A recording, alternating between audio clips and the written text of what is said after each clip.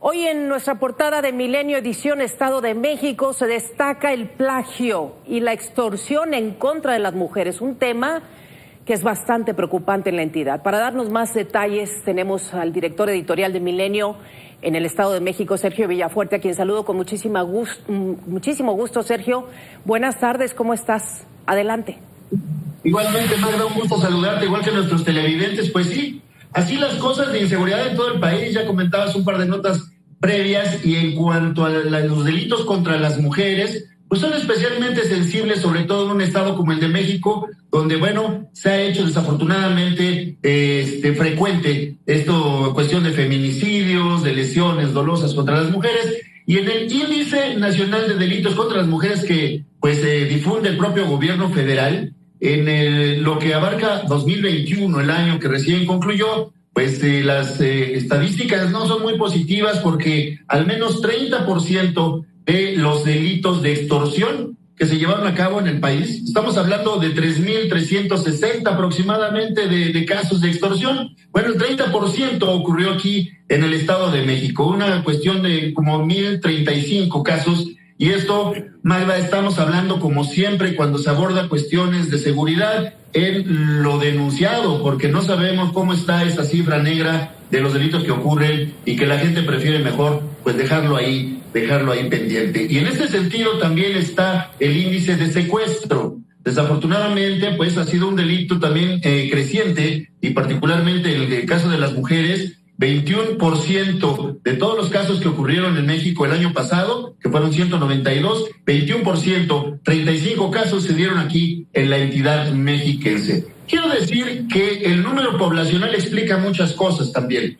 Es una población cercana a los 17 millones de habitantes en el Estado de México, y está más o menos a la par el número de hombres y mujeres, muy equilibrado. Y bueno, esto implica, por supuesto, que el Estado de México es primer lugar en muchas cosas. Al final de cuentas, en número de casos y también en cosas positivas y negativas, siempre las cifras se nos van hacia arriba por el número poblacional pues tan abundante. Sin embargo, bueno, esto no implica que se deje de atender, y seguramente que las autoridades tienen mucha tarea por delante. Sin duda. Sí, Sergio. Te escucho.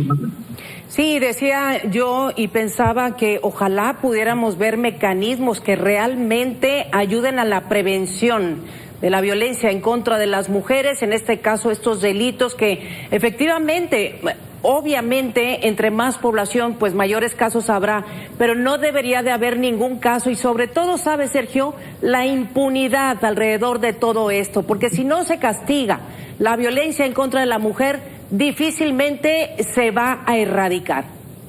Así es.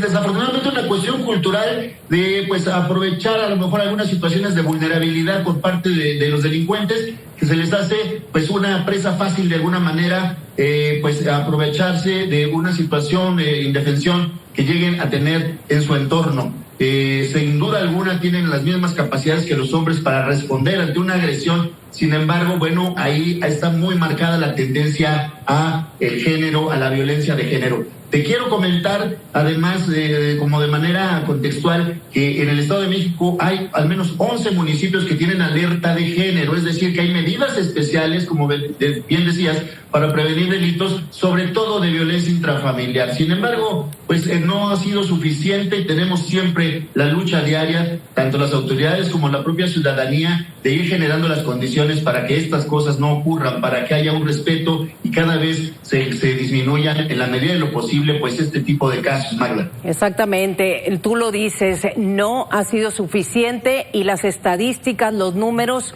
pues ¿qué más podemos decir ante 1.035?